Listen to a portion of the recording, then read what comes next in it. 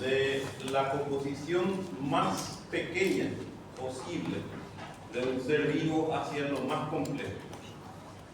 De lo más pequeño que constituye el organismo vivo hacia lo más complejo. Entonces, el primer nivel de organización es el nivel atómico. Entonces, ¿qué representa a ese nivel atómico? Los elementos químicos, ¿verdad? Eso es lo más pequeño que constituye un organismo vivo, los elementos químicos. Ahí tenés todo lo que es carbono, hidrógeno, oxígeno, nitrógeno, calcio. Esos elementos químicos que ustedes conocen de la tabla periódica.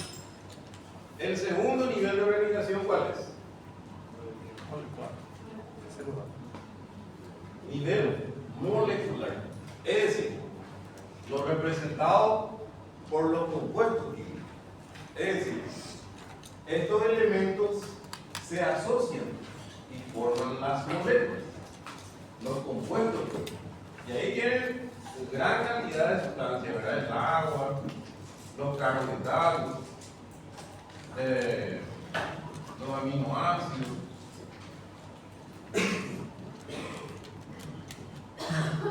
los lípidos, ácidos grasos.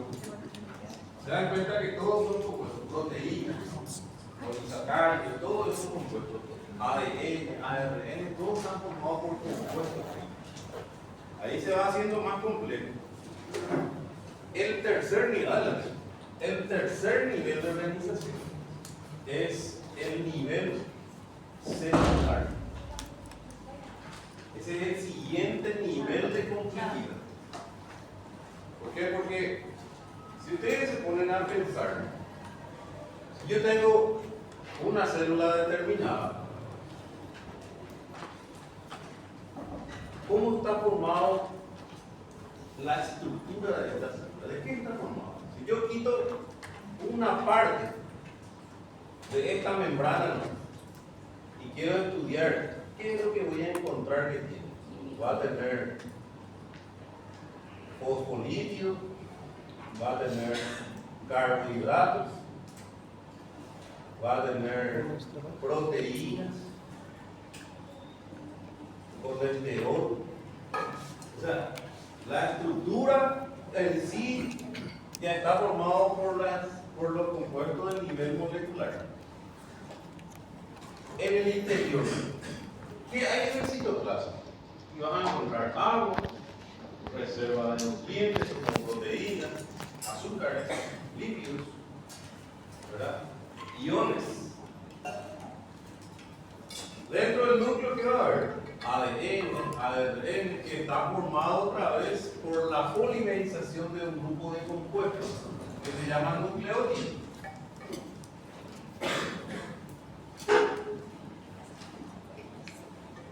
Todo un nucleótido, un azúcar de 5 carbonos, una base nitrogenada y un ácido fosfórico. Es un compuesto que se polimeriza y forma el ADN y ARN. Entonces ahí llegamos a la conclusión de que el nivel celular es el siguiente nivel de organización. ¿Por qué? Porque las células ya están compuestas, el atómico por el grupo de elementos químicos, el molecular por la asociación de estos elementos químicos, celular por la asociación de estos compuestos químicos. Y de ahí pasa al siguiente nivel de organización. Ahí nosotros hablamos lo que es organismo unicelular y organismo pluricelular. ¿Cuándo hablamos de un organismo unicelular? ¿Se acuerdan que en la primera clase hablamos o mencionamos, ¿verdad?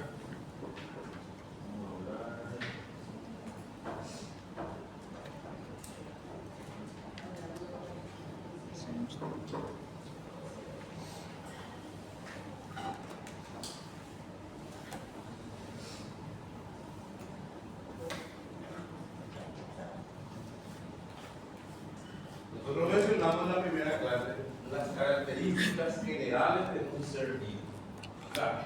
Las características que tienen que cumplir para considerar un ser vivo. Y dijimos que la primera y la característica más importante es que todo ser vivo siempre tiene que estar formado por células. Aparte de eso, tiene que cumplir una serie de funciones o características. Estamos mencionando su capacidad de reproducción, su capacidad de regular su propio proceso metabólico, su capacidad de desplazarse de un lugar a otro, su capacidad de reaccionar a estímulos, ¿verdad? Su capacidad de adaptarse a los cambios. Esas son características que tiene que cumplir un ser vivo.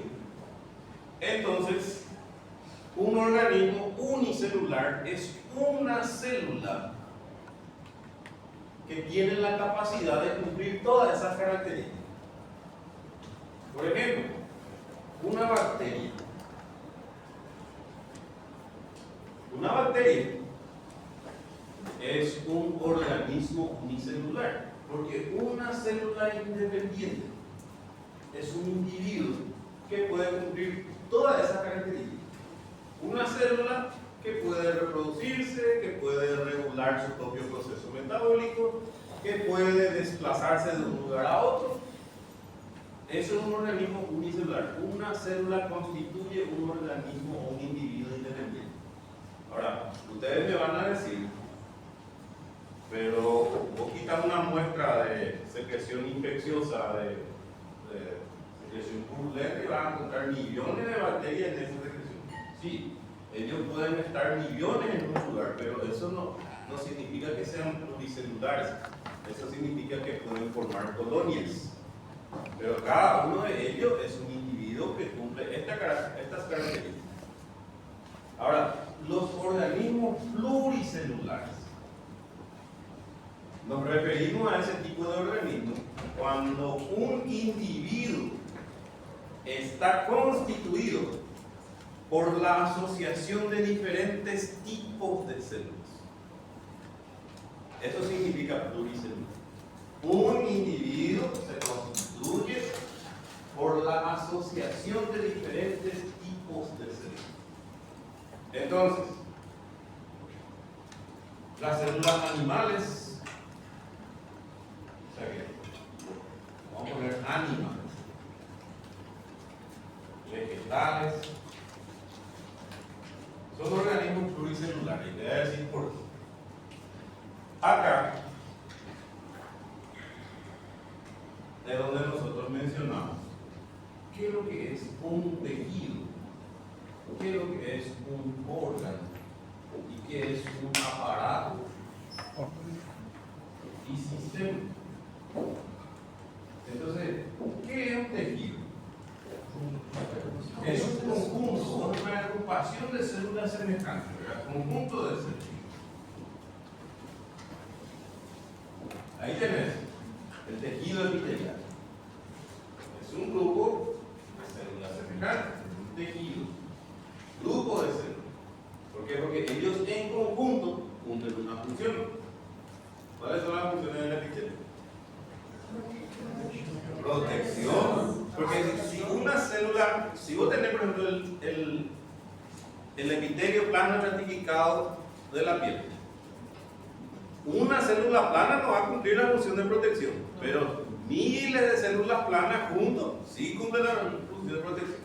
Por eso es un tejido, ¿verdad? Protección, recepción de estímulos, secreción, absorción, tiene muchas funciones, ¿verdad? Pero ellos tienen esas funciones en conjunto, no como célula individual. Entonces, por eso es un tejido, agrupación de células. Órgano. Conjunto de tejidos. Conjunto de tejidos. Yo no puedo considerar que un órgano va a estar formado solo por un tipo de célula. Un órgano siempre está formado por agrupaciones de grupos diferentes de células. ¿Por qué? Porque si yo voy a hablar, por ejemplo, del hígado o del corazón, ¿verdad? El corazón tiene las células, la agrupación de células células que cumplen la función del corazón. Esos son los miocardiocitos, las células musculares que cumplen la función del corazón, la de bombear la sangre, ¿verdad? Por traerse de la casa. Pero también tiene otras estructuras, por ejemplo, el pericardio, que es una estructura fibrosa que le rodea, le cubre al corazón, que le protege, le mantiene en su lugar y mantiene juntos esas células. Aparte de eso, tiene que tener otros elementos, arterias, por ejemplo, que tienen que nutrir el corazón. Entonces ya es otro tejido. El pericardio ya es otro tejido, los miocardiocitos forman otro tejido. ¿Qué otra cosa? Tienen que recibir estímulo, inhibición, nervios. Los nervios ya son otra agrupación de células, son otro tejido. ¿Se entiende? Entonces, pero todo ese conjunto es el corazón. ¿Verdad? El hígado tiene las células que cumplen la función del hígado, que son los hepatocitos. Pero los hepatocitos no se encuentran ahí solo flotando en el abdomen, no. Tienen que tener una cápsula que les rodea, que les sostiene, que les mantiene juntos, que es la cápsula de Gleason. Tienen que recibir una nutrición constante para mantener su función. Las arterias para el hígado, las venas. Tienen que tener tejido conectivo que le sostiene a esas células. O sea, es un conjunto de tejidos. Y ese conjunto forma un órgano. A eso es que nosotros nos referimos cuando decimos órgano o decimos aparato y sistema.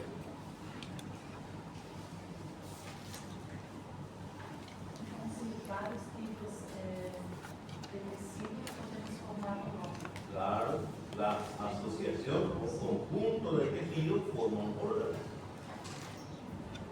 Es imposible hablar de un solo tejido que forme un órgano. Es imposible porque las células que van a cumplir la función del hígado, por ejemplo, no están solo formando el hígado. Tienen otras estructuras que ayudan a eso.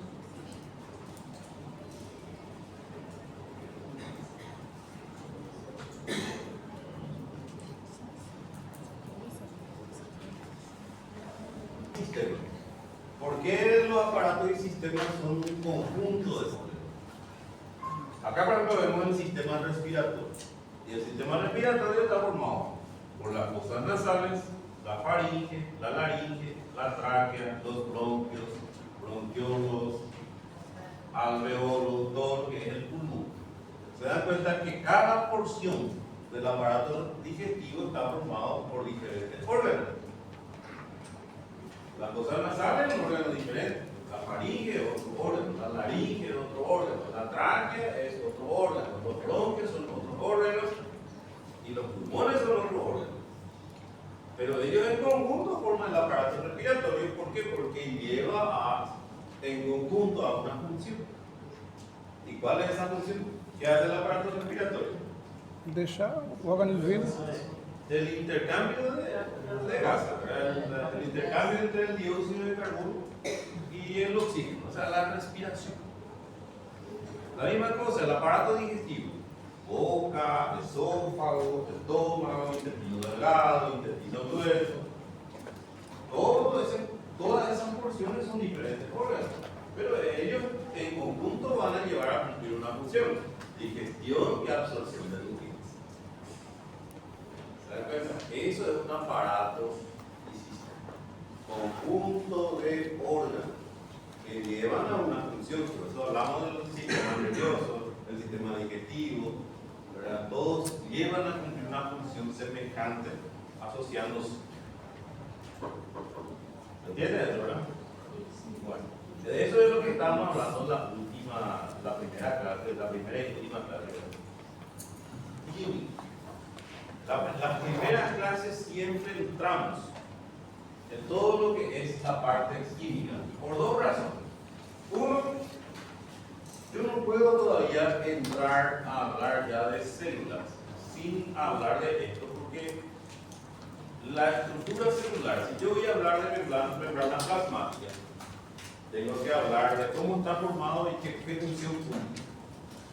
Pero si yo no conozco proteínas, no sé qué es lo que es una grasa, no sé lo que es un azúcar,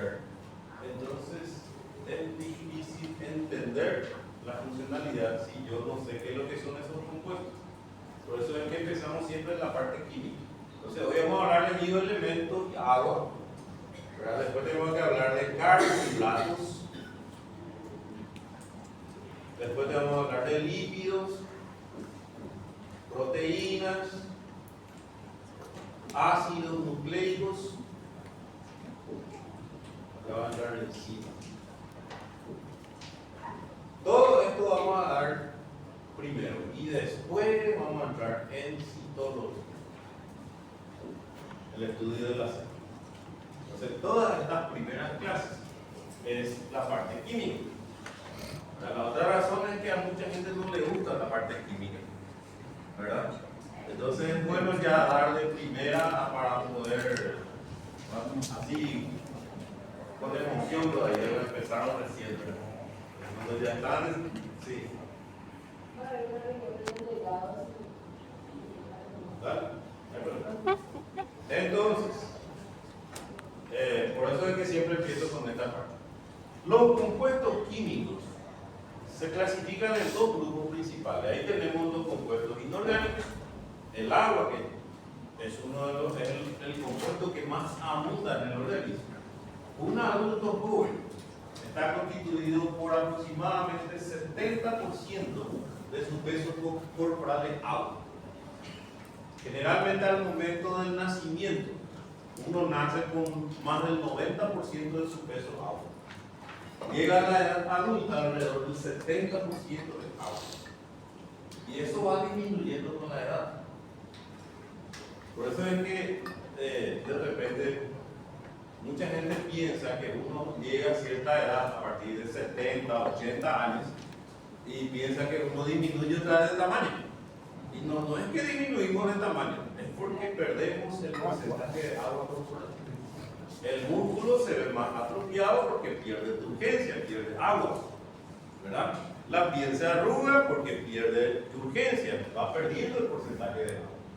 Eso es lo que pasa, ¿verdad? A medida que pasa la edad, cuando la edad avanza, se pierde ese porcentaje de agua corporal. Entonces, alrededor del 70% es uno de los que más abunda. Después, las sales minerales, los compuestos inorgánicos que constituyen el organismo son unos 2 a 3% del peso, del total de compuestos dentro de las células, las sales minerales.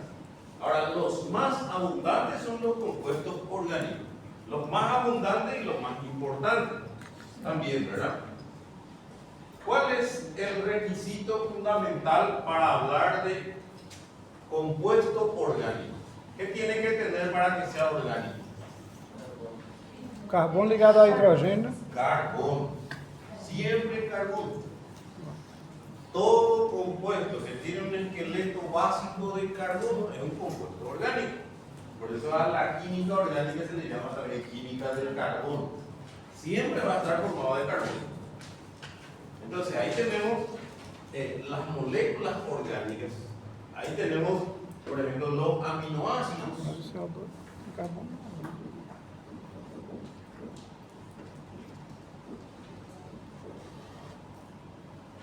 Esta es la fórmula básica de un aminoácido. ¿Sí? Los azúcares, los monosacáridos, por ejemplo, acá hay una glucosa.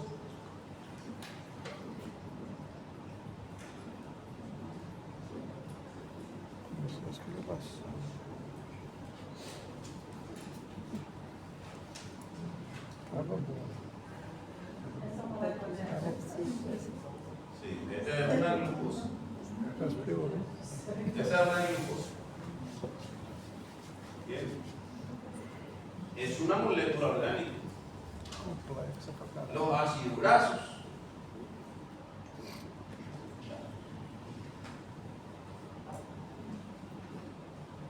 Lo que quiero que entiendan es que la mayoría de los compuestos de interés, ¿verdad?, siempre son compuestos orgánicos. Las vitaminas siempre van a tener un día. Entonces, después llegamos a las macromoléculas.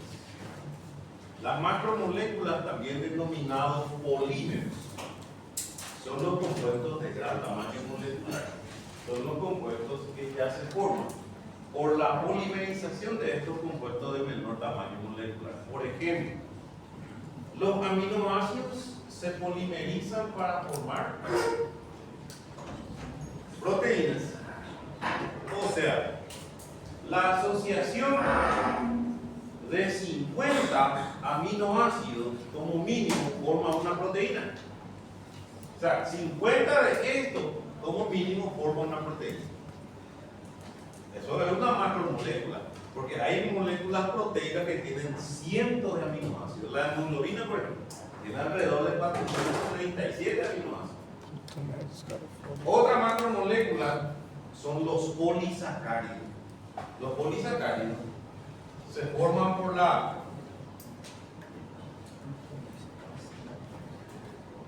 sus monómeros más, por lo que los más pequeños que le constituyen son los monosacáridos. Los polisacáridos son los azúcares complejos, azúcares de gran tamaño molecular. La glucosa es un monosacárido, es un azúcar simple. Entonces, el ejemplo acá, por ejemplo, algo que ustedes ya escucharon, el almidón. El almidón es un polisacárido, es un azúcar complejo de gran tamaño molecular. Una molécula de almidón está formada por aproximadamente 605.000 moléculas de glucosa. Un almidón, 605.000 moléculas de este. ¿Por qué le parece que es un diabético?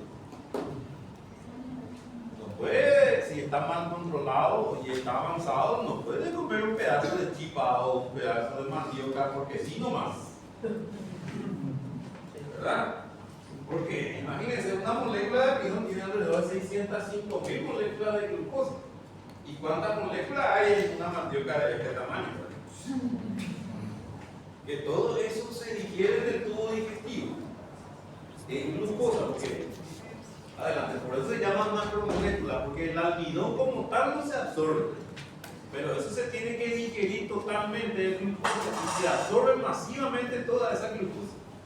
Por eso un diabético por un pedazo de mandioca puede entrar en coma diabético, por la cantidad de glucosa que pasa en la sangre masivamente. ¿Se entiende? Entonces, la idea es que entiendan que nosotros hablamos de monómeros, de monosacáridos, porque es el más simple. Es lo que se tiene que formar degradando esto para poder absorberse. Estos son los más simples. ¿Se entiende? Ahora, dentro de la macromolécula nosotros tenemos tres tipos de polímeros macromoléculas. Tenemos las proteínas, los polisacáridos y tenemos también los ácidos nucleicos. Ácidos nucleicos. ¿Cuáles son los ácidos nucleicos que ustedes conocen? ADN y ARN. ADN y ARN. Y esas moléculas están formadas por un monómero, la polimerización de un monómero que se llaman nucleótidos. Y cada nucleótido está formado por un azúcar de 5 carbonos, que le llamamos pentosa. ¿Cómo? Sí, los ácidos nucleicos son dos, ADN y ARN, o sea, RNA o DNA, que usted le llama más así, ¿verdad? Ahora, cada cadena de DNA o RNA está formado por la polimerización de unos compuestos más pequeños que se llaman nucleótidos. Y cada nucleótido está formado por un azúcar de 5 carbonos que se llama pentosa. Vamos a hablar de los azúcares. Hoy estamos ejemplificando, después tenemos que hablar de cada una base nitrogenada, que en este caso es adenina, y un fosfato. Un nucleótido siempre va a estar formado por un azúcar de 5 carbonos, una base nitrogenada, que puede ser adenina, guanina, citosina, timina, y un ácido fosfórico. Bien, imagínense, una molécula de ADN se compone de entre 50 a 250 millones de pares de unidos, ¿verdad? Y nosotros en los humanos tenemos 46 cromosomas. Son 46 moléculas de ADN. Y es la combinación de estos nucleótidos de tercina, formando una cadena. Es lo que constituyen los códigos. Esos códigos son los denominados información genética. Pero, ¿qué es lo que representan esos códigos, verdad? ¿Qué es lo que es la información genética? La información genética son códigos que representan aminoácidos para generar proteínas. El gen que nosotros escuchamos como tal, se expresa a través de una proteína. O sea, dentro del ADN está la información genética, que son códigos por la combinación de estos nucleótidos. Ahora, ¿cómo se expresa eso? Todas las características físicas y genéticas de un individuo están contenidas en el material genético, en el ADN. El color de piel, el color de ojo, las características físicas de una persona, su proceso metabólico, las proteínas que van a formar, ¿verdad? Todo eso se expresa a través de proteínas. O sea, esos códigos, esa información genética es información para generar proteínas. ¿Entiendes? Y está representado por la combinación de estos monómeros. Ahora, conclusión.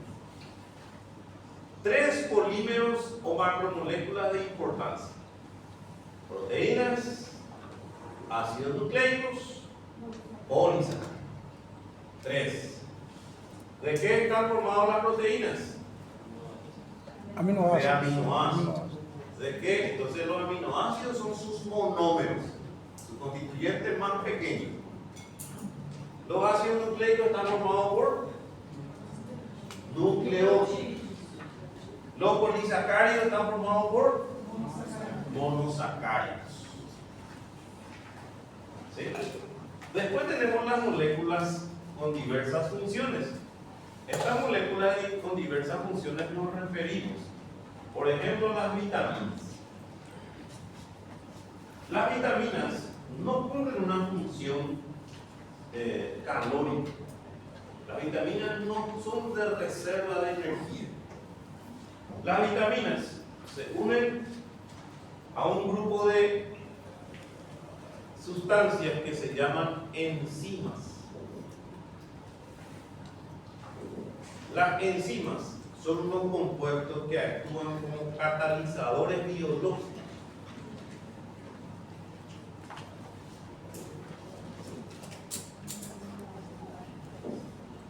¿Y qué es lo que hace un catalizador?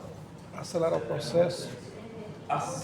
Acelera, hace que una reacción química se produzca con mayor rapidez de lo normal, acelera una reacción química. Y esas enzimas, el 99% son proteínas. Las enzimas son todo proteínas, o sea, su estructura es cadena de aminoácidos, pero cumplen una función catalítica. Muchas de estas enzimas necesitan unirse a un elemento químico, a un ion, selenio, cobalto, hierro, o algunos necesitan vitaminas como un ayudante. Ese ayudante es lo que nosotros conocemos coenzimas o cofactores. ¿Qué es lo que hacen estas sustancias? Se unen a la enzima para que la enzima pueda desarrollar su función con mayor eficiencia. Ejemplo, la vitamina C o ácido ascórbico es un cofactor indispensable para la síntesis normal de colágeno. ¿Cómo se llama la célula principal del del tejido conectivo? La principal. ¿Tejido conectivo ya dijo ya? No. ¿Todavía no? Ah, bueno. Fibroblasto. ¿Qué es fibroblasto? Fibroblasto se llama la célula. Estas son las células que sintetizan la matriz extracelular. Son las que se encargan de sintetizar colágeno. Bueno, esas células tienen las enzimas para sintetizar la proteína colágeno. Pero esas enzimas necesitan un ayudante que es la vitamina C y hierro. En la época colonial había aparecido una enfermedad. En los grandes colonizadores que viajaban meses y meses por el mar, esa enfermedad se llama escorbuto. Apareció en ellos porque en esas personas, como viajaban por meses por el mar, solo se alimentaban con alimentos de origen animal y casi no consumían vegetales. Entonces desarrollaban una carencia importante de vitamina C. Entonces empezaron los dientes, empezaron a moverse, se caían todos, las heridas no cicatrizaban, las grandes arterias como la aorta se dilataban, formaron fácilmente aneurismas. O sea, empezaban a sintetizar un colágeno defectuoso por la carencia de vitamina C. Porque la vitamina C es indispensable para que se sintetice normalmente ese colágeno. Y el colágeno es una proteína que se encuentra en todo. Ustedes saben que el colágeno se encuentra en la piel, ¿verdad? Se encuentra en los huesos, la córnea, las paredes de los vasos sanguíneos, arterias y venas, ligamentos, tendones, la cápsula de los órganos, ¿verdad? La aponeurosis de los músculos, los tendones de inserción, todo es colágeno. Todo es colágeno. Y cuando eso es defectuoso, todo eso va a ir fallando. Cuando una herida se cura, tiene que cicatrizar. Esa cicatriz es fibra colágeno, por eso se queda una estructura diferente. Entonces, eso es defectuoso y falla todo, ¿verdad? Entonces, la idea es entender entonces que una enzima es un compuesto de estructura proteica, pero en realidad cumple una función de acelerar una reacción química determinada y que generalmente necesitan las coenzimas, que en este caso son las proteínas, por ejemplo, del complejo B, ¿verdad? La vitamina B1, B2, B6, B8, la vitamina C, y después tener las liposolubles, que es la vitamina A, la vitamina K, la vitamina B. Entonces, a eso se refiere cuando dicen moléculas de diversas funciones. Después los metabolitos. ¿Qué es lo que es un metabolito? Cuando ustedes ven la palabra metabolito, directamente relacionamos a un producto final de un proceso metabólico. ¿Qué puede ser? ¿Un desecho? ¿O puede ser un compuesto que se forma para ser reutilizado en el cuerpo? Ejemplo. Los aminoácidos se pueden metabolizar dentro del hígado y el hígado puede convertir un aminoácido en otro según la necesidad del organismo, o puede convertir estos aminoácidos en compuestos diferentes para el proceso metabólico, puede degradar estos aminoácidos y como producto de la metabolización de estos aminoácidos se forma un compuesto que se llama amoníaco. El amoníaco, si aumenta mucho en la sangre, es tóxico. Entonces existe una enzima dentro del hígado que combina este amoníaco con dióxido de carbono para generar un compuesto soluble y fácilmente eliminable.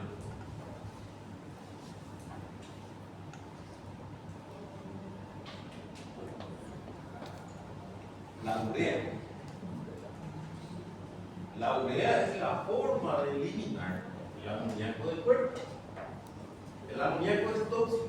La urea es hidrosoluble, entonces se forma en el hígado, pasa al riñón y se elimina por la orina constantemente. Es un metabolito, es un producto final dióxido de carbono también es un metabolito, porque el dióxido de carbono se desecha al final del metabolismo celular energético. Las células utilizan oxígeno más nutrientes para generar energía, ATP, ¿verdad? Pero como producto de desecho forma agua y dióxido de carbono. Vamos a hablar ahora de los bioelementos. Bioelementos o elementos biológicos. Estos son los elementos, se les llama bioelementos porque son elementos químicos que capaz no se van a encontrar en concentraciones muy elevadas en el organismo, pero que en realidad son fundamentales. No puede faltar, tampoco puede haber en exceso. Por eso un paciente que está en UTI, terapia intensiva, constantemente se controla electrolitos, gasometría. ¿Por qué? Porque esos electrolitos, sodio, potasio, cloro, magnesio, no puede haber una falta, pero tampoco puede haber un exceso. Y acuérdense que un paciente de terapia intensiva es una cajita de sorpresas. Puede complicarse en un abrir y cerrar de ojos, puede alterar fácilmente todo eso. Y cualquier alteración de esos iones lleva a una complicación. Ejemplos: el potasio. El potasio es un ion que normalmente nosotros en el líquido extracelular tenemos que tener entre 3.5 a 5.5 miliequivalentes por litro. Lo normal. Ahora, vos tenés un potasio de 7 a 7.5 o 8 en el peor de los casos y vas a entrar en un paro cardíaco. Si tenés un potasio de 2 o 1.5 vas a desarrollar una arritmia cardíaca grave. O sea, tanto el exceso como la carencia te lleva a una alteración. Por eso son bioelementos, elementos químicos indispensables para mantener el funcionamiento normal orgánico. Y se clasifica según su abundancia dentro del organismo: primario, secundario y oligoelementos según la cantidad. Los primarios que ocupan el 96% del total de elementos biológicos, bioelementos. Y ahí tenemos el carbono, hidrógeno, oxígeno, nitrógeno. ¿Por qué son importantes? ¿Por qué son bioelementos? Y acá ya mencionamos por qué son bioelementos. Porque la mayoría de los compuestos de interés están formados por carbono, hidrógeno, oxígeno y nitrógeno. El agua, hidrógeno y oxígeno. Los aminoácidos, carbono, hidrógeno, oxígeno, nitrógeno. Y los aminoácidos forman las proteínas. Y sin proteínas no hay vida. Ustedes saben que las proteínas son los compuestos orgánicos más abundantes en el vertebrado y cualquier ser vivo. Y si las proteínas no existieran, no hay vida, porque todas las funciones orgánicas básicas están a cargo de las proteínas. Mencionamos el colágeno, que son la estructura de sostén. Todo está formado por colágeno, por proteínas. Las enzimas, que se encargan de la digestión de nutrientes, la síntesis de un compuesto nuevo dentro del organismo, la síntesis de proteína misma, está formado por las enzimas, son proteínas. La hemoglobina, que transporta oxígeno y dióxido de carbono en la sangre, una proteína. Los receptores en las células que reciben estímulo de las hormonas y neurotransmisores para llevar a una función corporal son proteínas. O sea, se dan cuenta que sin proteínas no existe vida. Entonces las proteínas están formadas por aminoácidos y los aminoácidos están formados por carbono, hidrógeno, oxígeno, nitrógeno y algunos tienen azufre. Ahora, mención especial: calcio. ¿Cuál es la función del calcio que ustedes conocen?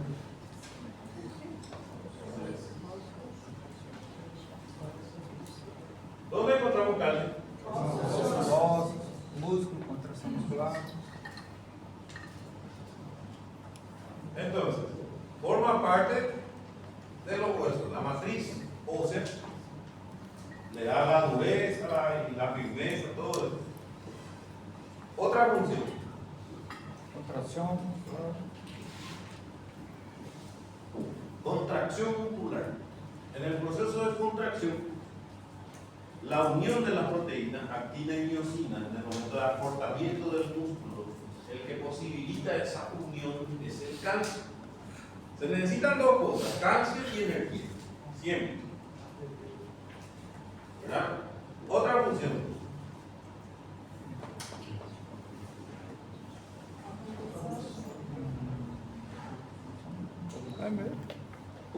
Coagulación.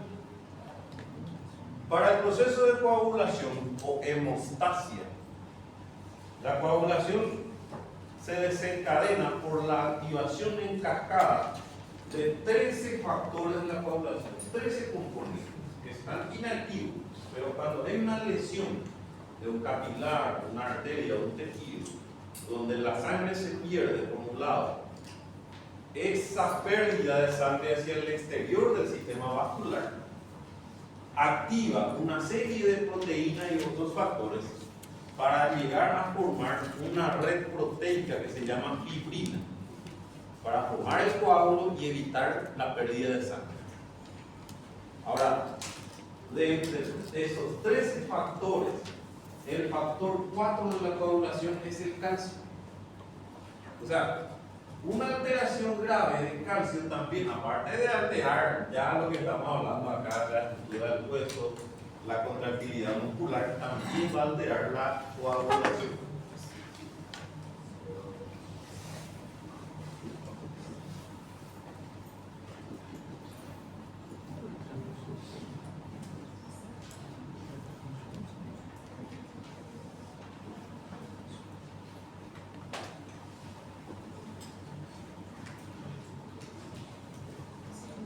Vamos a suponer que esta es una neurona, ¿verdad? El impulso nervioso a través de una neurona siempre viaja a esta dirección. El impulso nervioso va por el axón y puede ser recibido a través de la membrana plasmática o a través de las dendritas, pero el impulso siempre viaja la mayoría de los casos. ¿Quién lleva ese impulso? ¿Qué es lo que lleva el impulso nervioso de célula en célula? Una sustancia que se llaman neurotransmisores. Esos neurotransmisores en la mayoría son aminoácidos formados en el citoplasma y cargados en vesículas. Esas vesículas tienen que ser transportadas hasta la terminal axónica. Ahora, acá vamos a suponer que hay otra célula que va a recibir el estímulo. Y acá tiene que haber un receptor para el neurotransmisor. Entonces, esta vesícula se fusiona a la membrana y libera su contenido acá en el espacio. Entonces, estos neurotransmisores tienen que actuar sobre este receptor para estimular a la siguiente célula. Ahora, para que esto ocurra, para que se pueda liberar esos neurotransmisores al espacio, sí o sí tiene que entrar calcio para despolarizar este interior y ayudar a la fusión de esta vesícula y liberar ese contenido al espacio. Entonces es una forma de regular la transmisión de impulso nervioso. Hay muchas otras funciones del calcio. Estas son las funciones, vamos a decir, más relevantes que hablamos, ¿verdad? Pero también tiene muchas otras funciones como segundos mensajeros en el interior de la célula, actividad química, muchas cosas aquí. Pero estas son algunas de las funciones básicas. El fósforo. ¿Por qué hablamos del fósforo como algo, elemento primario? Porque el fósforo es el elemento que prácticamente tiene una función más variada dentro del organismo vivo. Si yo hablo, hace rato estábamos mencionando que una célula, las membranas biológicas, si yo ya estudié esta membrana, dijimos que habría que tener proteínas, lípidos, todo eso. Está formado por una doble capa.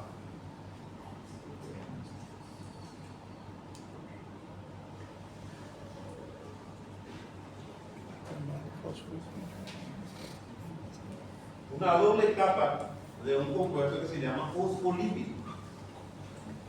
Es decir, esta membrana,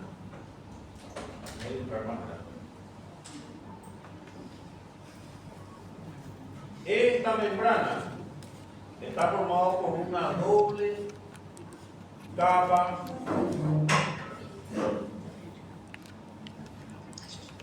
de fosfolípidos. ¿Ok? Estos fosfolípidos son unos compuestos anfipáticos. ¿Qué es lo que significa anfipático? Que tiene un extremo compatible con el agua o hidrofílica y tiene otro extremo que es incompatible con el agua, que es hidrofóbico. ¿Cómo? Está formado por dos capas de un compuesto. Este compuesto ustedes van a ver que el fosfolípido hidrofóbica, ¿qué significa? Hidro es agua, fobia, miedo, ¿verdad? O sea que rechaza el agua, no es compatible con el agua. Hidrofílica, filia es atracción, que atrae el agua. ¿Entiendes? Entonces el fosfolípido siempre está representado por una cabeza que es hidrofílica, que está compatible con el agua, y dos colas que es hidrofóbica, no compatible con el agua. Eso significa antipático. Antipático porque tiene dos caracteres, una parte hidrofílica y otra parte hidrofóbica. ¿Entendieron? Entonces,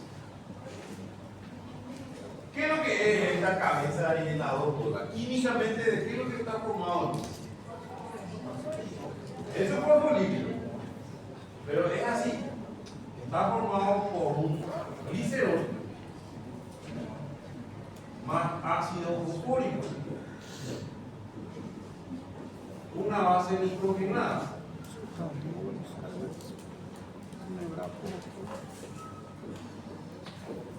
y dos moléculas de ácido graso de cadena larga.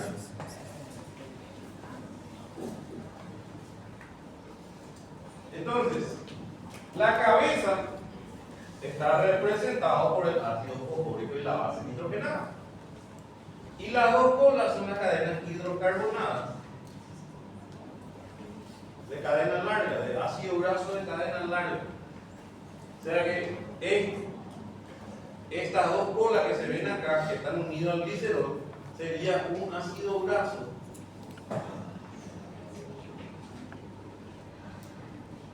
de cadena larga, que ya tiene entre 16 y 18 carbonos. Esto representa esto. Entonces, esta parte hidrocarbonada es no compatible con el agua, es la parte hidrofóbica. Porque acuérdense que el alcano, alqueno, alquino son hidrofóbicos, no son solubles en agua. Sin embargo, el ácido fosfórico tiene OH libre, oxígeno libre, base nitrogenada, que sí son compatibles con el agua. Entonces, eso es un fosfolípido, porque tiene ácido fosfórico y siempre se representa así. Y dobles capas de esto siempre forman una membrana celular y la membrana de todos los organoides intracelulares. Ahora, aparte de eso, entre ellos hay proteínas, hay carbohidratos también que completan la constitución de la membrana. Entonces, se dan cuenta que en todas las membranas celulares y la membrana de los organoides intracelulares siempre va a estar formado por fosfolípidos. Entonces el fósforo va a estar en todo eso. Ahora, ¿por qué le parece a usted que la cabeza hidrofílica se dispone hacia adentro y hacia afuera? ¿Por qué se disponen así? Para líquido intra y extracelular. Exactamente, porque adentro hay agua y afuera hay agua. Y la cabeza es la que tiene que estar en contacto con el agua. La cola, que no es compatible con el agua, se encuentra resguardada en el centro de la membrana. Por eso es una doble capa de fosfolípido. ¿Qué otro compuesto de interés forma el fósforo?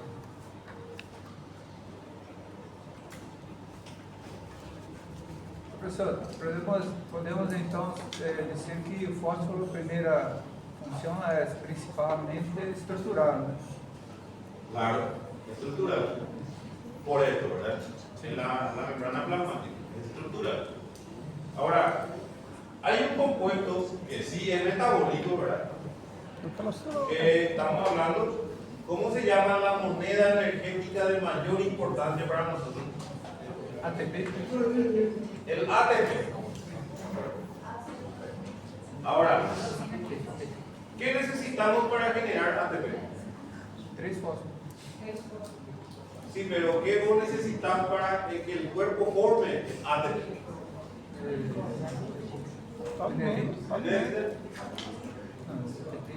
El magnesio también, pero así ya es el proceso.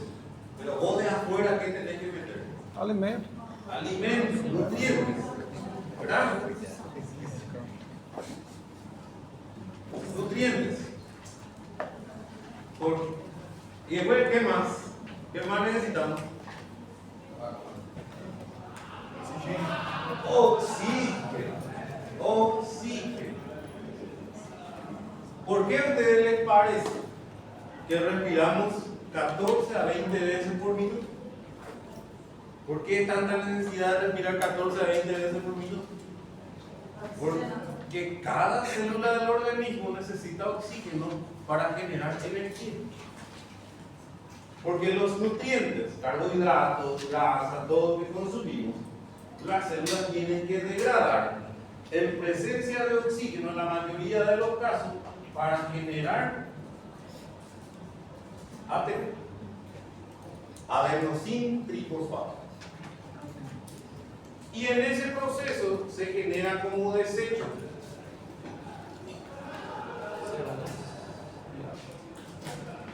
dióxido de carbono y agua. Por eso introducimos oxígeno, eliminamos dióxido de carbono. ¿Verdad? Ahora, el ATP. ¿Qué es lo que es el ATP? Adenosín trifosfato. ¿Pero qué es la adenosina?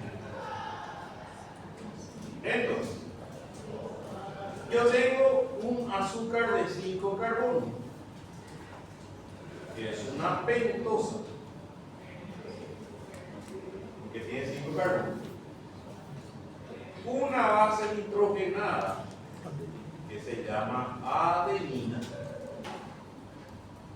Esto es una adenosina. Le agrego 3 moléculas de ácido fosfórico, trifosfato, adenosín trifosfato, 3 ácidos fosfóricos. Cuando ustedes ven así, esto te está diciendo que representa. Uno es un ácido ortofosfórico. Se representa eso, lo que significa que acá hay 3 ácidos fosfóricos. Se representa así por una cuestión, ¿cómo se dice? Didáctica, para entender mejor, para hacer más rápido, ¿verdad? Otra cosa, ven que los enlaces entre los fósforos, los fosfatos, no son así. Son así. Estos enlaces representan enlaces de alta energía. O sea, cuando se forma el ATP como producto de la oxidación de nutrientes en la mitocondria principalmente, se genera el ATP, pero los enlaces entre los fosfatos se quedan así. Estos son los enlaces de alta energía. Cuando una reacción química requiere de energía, una contracción muscular, proceso metabólico, cualquier cosa que necesite energía dentro del cuerpo, lo que hace cuando utiliza el ATP es que se rompe estos enlaces de alta energía, se libera la energía y eso es captado por los reactivos para llevarse a cabo. Entonces, el ATP que pierde un enlace de alta energía se convierte en ADP, adenosín trifosfato. fosfato. Inclusive puede romper totalmente y convertirse en AMP, adenosin monofosfato. En la mayoría de los casos, la hidrólisis de ATP es solo un enlace de alta energía. Después este ya vuelve a entrar en la mitocondria, vuelve a ganar fosfato y se convierte otra vez en ATP. Entonces, lo que trato de decirles entonces es que el ATP es la moneda, es la energía que las células necesitan, porque ahí se almacenan los enlaces de alta energía que van a ser aprovechados para el proceso metabólico o cualquier tipo de reacción química y mantener todas las funciones vitales. Entonces, uno tiene que respirar 14 a 20 veces por minuto para poder hacer llegar el oxígeno constantemente a todo el cuerpo. Pero tiene que haber una relación constante entre la cantidad de respiraciones por minuto y los latidos cardíacos. Porque uno al introducir oxígeno, ¿ese oxígeno dónde va? ¿Quién capta ese oxígeno? En los alveolos, los glóbulos rojos, los eritrocitos. Entonces la sangre oxigenada tiene que ir al corazón y el corazón es el que bombea esa sangre oxigenada para que llegue a cada célula del organismo. Por eso el corazón tiene que trabajar 60 a 100 veces por minuto para bombear la sangre oxigenada y que llegue el oxígeno constantemente a cada célula del organismo. Acuérdense que un individuo, ¿se imaginan cuántas células constituye un individuo? Millones. Y cada célula está necesitando constantemente oxígeno para hacer eso. Y cada célula está eliminando constantemente dióxido de carbono que se tiene que eliminar del cuerpo. ¿Por qué a ustedes les parece? Si yo te sigo. Eu estudei uma literatura, nós temos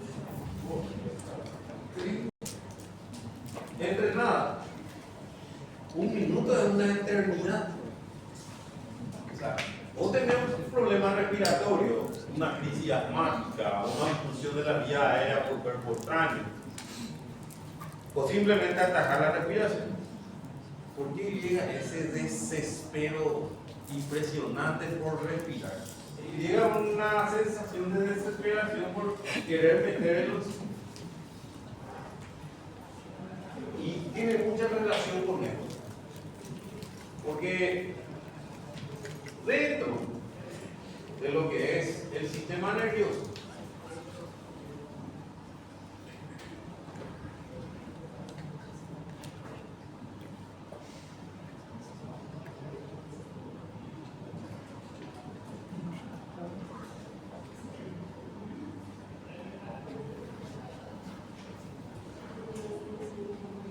vamos a suponer que este es el cerebro, ¿no?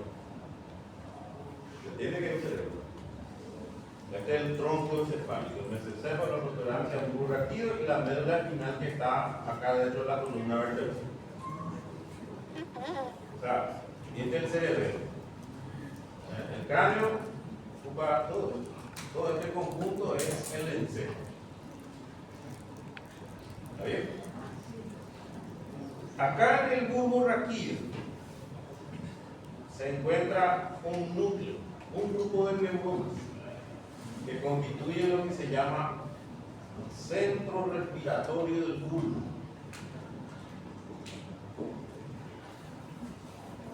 Es un grupo de neuronas que capta, es un quimioreceptor, capta los cambios en la composición química en la sangre. O sea, cuando vos no estás respirando bien, por A o B motivo, no está llegando suficiente oxígeno a las células y está aumentando dióxido de carbono en la sangre por una eliminación inefectiva. Esas neuronas captan ese exceso de dióxido de carbono y empieza a estimular el diafragma. El diafragma es el músculo ancho que separa el abdomen del tórax y es el principal músculo de la inspiración. Entonces, cuando hay un exceso de dióxido de carbono, Entonces el centro respiratorio estimula el diafragma para que meta oxígeno. Por eso una crisis asmática, una obstrucción de la vía aérea o un esfuerzo exagerado aumentando la frecuencia respiratoria, porque aumenta mucho el dióxido de carbono y este dióxido de carbono en exceso es captado por este y este estimula el diafragma. ¿Verdad? Para que se den cuenta que hay un proceso de regulación constante que... Sí. Desculpa. Aí o senhor está falando a respeito da ausência do oxigênio no organismo. E o excesso? O que está Y acontecendo? el exceso va a inhibir, el exceso va a reducir la frecuencia respiratoria. Ah, Ahora, y el exceso de oxígeno también puede llevar a una alcalosis, un exceso de bases, que también lleva a una alteración importante de las células periféricas. Es simpático, pero ustedes saben que por eso el dióxido de carbono es estimulante del sistema nervioso central. Por eso una persona, yo sé que están en primer año, pero para que tengan una idea, porque yo sé que hay gente que ya trabaja por acá. En algún momento cuando entran en terapia intensiva van a ver que un paciente que está post-ACV, que tuvo un traumatismo craneoencefálico, un ABC, lo que sea, va a tener un tubo de oxígeno, pero ese tubo de oxígeno tiene un reservorio de dióxido de carbono. Nunca van a ver que por más en coma que esté ese paciente, nunca van a ver que recibe 100% de oxígeno. Siempre respira un porcentaje de oxígeno y un porcentaje de dióxido de carbono. El paciente tiene que respirar también un porcentaje de dióxido de carbono. ¿Por qué? Porque el dióxido de carbono es un estimulante del sistema nervioso, ayuda a la recuperación. Si vos le das 100% de oxígeno, va a inhibir el sistema nervioso. Y por el mecanismo que estamos mencionando, el dióxido de carbono estimula el proceso. Esa es la razón. Al lado de este núcleo hay otro núcleo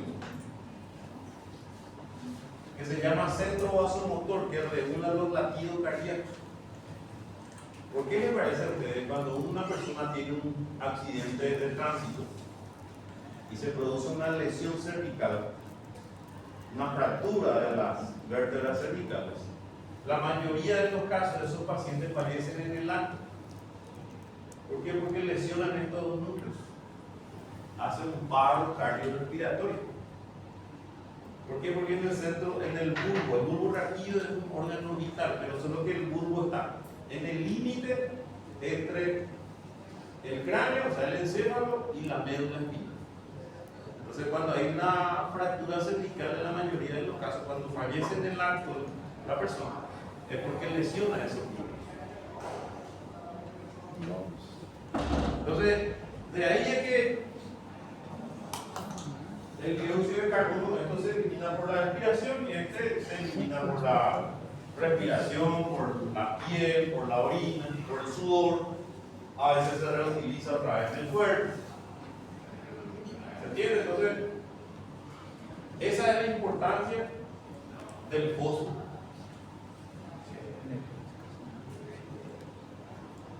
¿Quieren tomar un café?